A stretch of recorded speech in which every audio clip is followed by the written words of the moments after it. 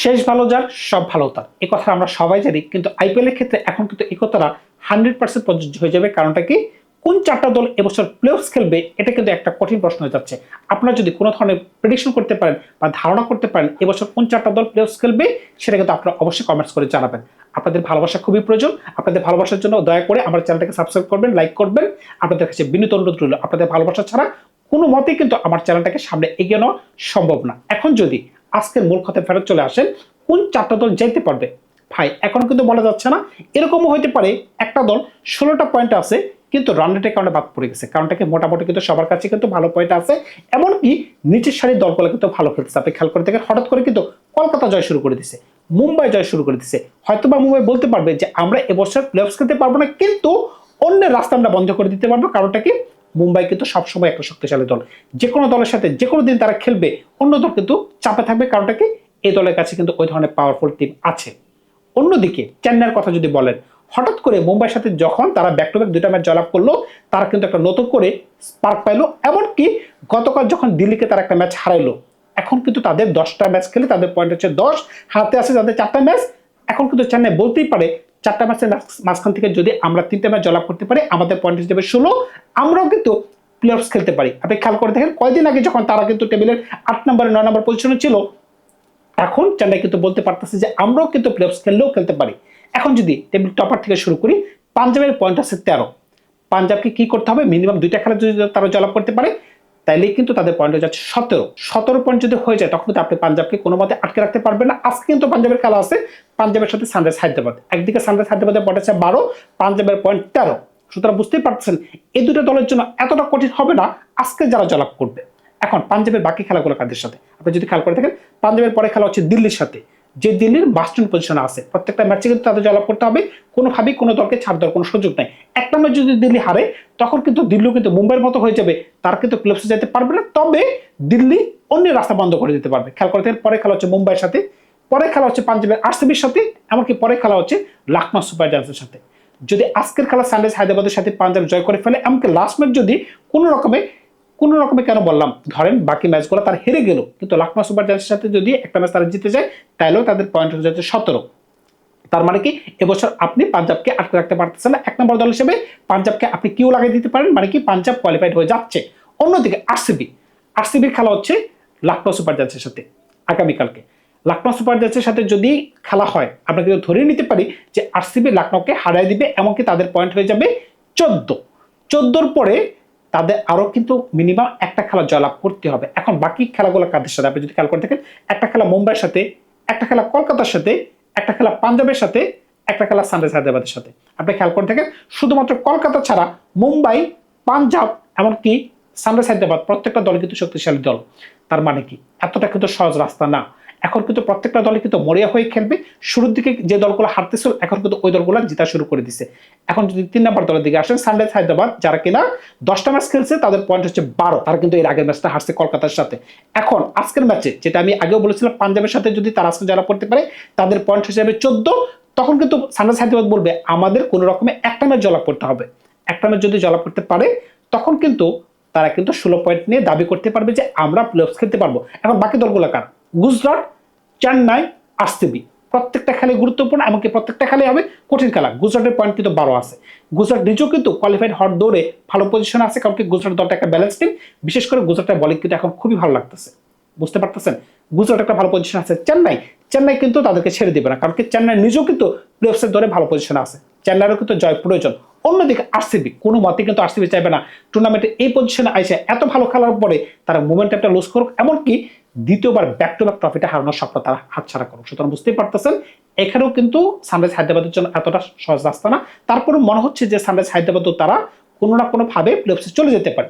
গুজরাট, আপনি খেয়াল করতে দেখেন, গুজরাট ম্যাচ খেলছে 10টা, তাদের পয়েন্ট আছে 12। গুজরাটের পরবর্তী ম্যাচ হচ্ছে রাজস্থান রয়্যালসের সাথে, খুবই ভাইটাল দল ভাই, খুবই ভাইটাল দল। এমনকি রাজস্থান রয়্যালসের পয়েন্টও কত 12। সুতরাং বুঝতেই পারতেছেন রাজস্থান রয়্যালস কিন্তু ছেড়ে দিবে না, কারণ কি রাজস্থান রয়্যালস যদি এই খেলাটা হেরে যায়, তখন কিন্তু রাজস্থান রয়্যালস বিপদে পড়ে যেতে পারে।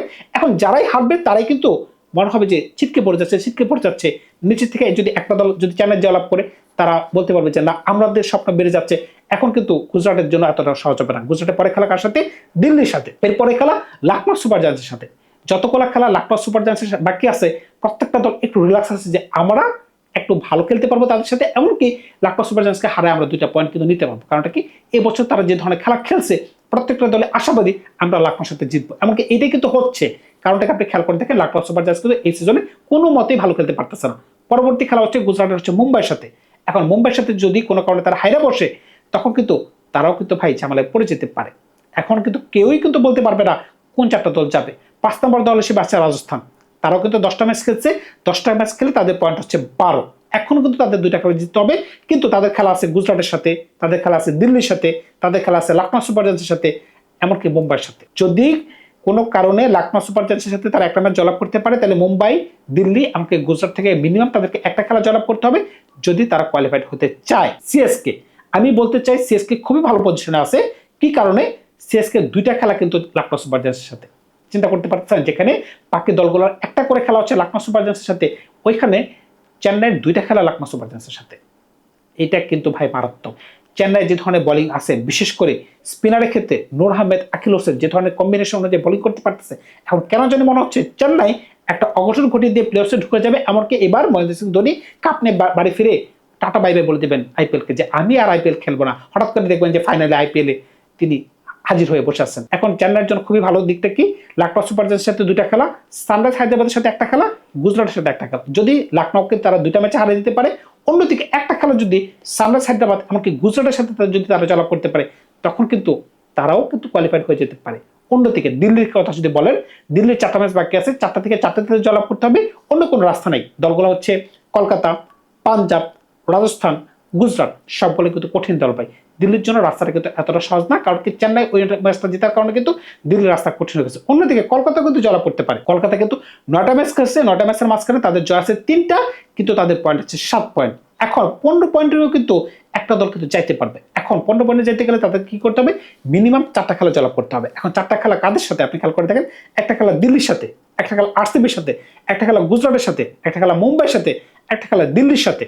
এখন দিল্লির সাথে তাদের 2টা খেলা, সুতরাং বুঝতেই পারতেছেন এতটা সহজ হবে না কলকাতার জন্য। কারণটা কি, কলকাতার কিন্তু বড় বড় দলের সাথে খেলা, একটা আরসিবি, একটা মুম্বাই, একটা গুজরাট, 2টা দিল্লি। কলকাতার জন্য সে নাও পাহাড় সমান খেলাগুলো অপেক্ষা করতেছে। মুম্বাই ওই ধরনের কোনো স্বপ্ন নাই, কারণ কি তাদের বর্তমান পয়েন্ট 4, তারা যদি পরে 4টা খেলা জয় করে তাদের পয়েন্ট হবে 14, সুতরাং তাদের কোনো স্বপ্ন নাই। তাদের খেলাগুলো হচ্ছে আরসিবির সাথে, পাঞ্জাবের সাথে, কলকাতার সাথে, এমনকি রাজস্থানের সাথে। লখনৌ সুপার জায়ান্টস সবচেয়ে বেশি খেলা বাকি আছে তাদের, তাদের পয়েন্ট কিন্তু 4, এমনকি তাদের খেলা আছে এখনো 6টা বাকি। খাতা কলম কিন্তু বলতেছে যদি তারা 6টা থেকে 6টা ম্যাচে জয়লাভ করতে পারে তারা কিন্তু এখন কোয়ালিফাইড হতে পারে, কিন্তু সেটা অবাস্তব মনে হচ্ছে। কি কারণে? তাদের খেলা দেখে। তারা যদি সানরাইজ হায়দ্রাবাদের মতো ভালো খেলতে পারতো, পাঞ্জাবের মতো ভালো খেলতে পারতো, কিংবা অন্য কোনো দলের মতো ভালো খেলতে পারতো, তাহলে কিন্তু আমরা বলতেই পারতাম যদি জিততে পারতো তাহলে তারা ভালো করতে পারতো। কিন্তু এখন কিন্তু সবাই কিন্তু বলতেছে এই 6টা খেলা থেকে 6টা খেলায় আমরা জিতে নিব, তোমাদেরকে একটা পয়েন্টও দিব না। এটাই কিন্তু হচ্ছে মূল মন্ত্র। তবে কিছু খেলা কিন্তু এই টুর্নামেন্টটাকে আরো সৌন্দর্য বাড়াই তুলবে, এমনকি আপস এন্ড ডাউনসের মাত্রা কিন্তু বাড়াই তুলবে। আপনি খেয়াল করতে গেলে আজকের যে একটা খেলা sunrise Hyderabad versus Punjab, sunrise Hyderabad versus পাঞ্জাবের খেলাটা কিন্তু খুবই গুরুত্বপূর্ণ খেলা হবে। এখান থেকে যারা জয়লাভ করবে তারা কিন্তু একটা ভালো পজিশনে চলে যাবে। এরপর রাজস্থান ভার্সেস গুজরাট, এই খেলাটা গুরুত্বপূর্ণ খেলা হবে। পাঞ্জাবের সাথে দিল্লি, এই খেলাটা গুরুত্বপূর্ণ খেলা হবে। গুজরাটের সাথে সানরাইজ হায়দ্রাবাদ, এটাও একটা বড় খেলা হবে। পাঞ্জাবের সাথে আরসিবি, এটাও একটা গুরুত্বপূর্ণ খেলা হবে। দিল্লির সাথে আরসিবি, এটাও একটা গুরুত্বপূর্ণ খেলা। গুজরাটের সাথে চেন্নাই, এটাও গুরুত্বপূর্ণ খেলা। সানরাইজ হায়দ্রাবাদ ভার্সেস আরসিবি, এটাও একটা বড় খেলা।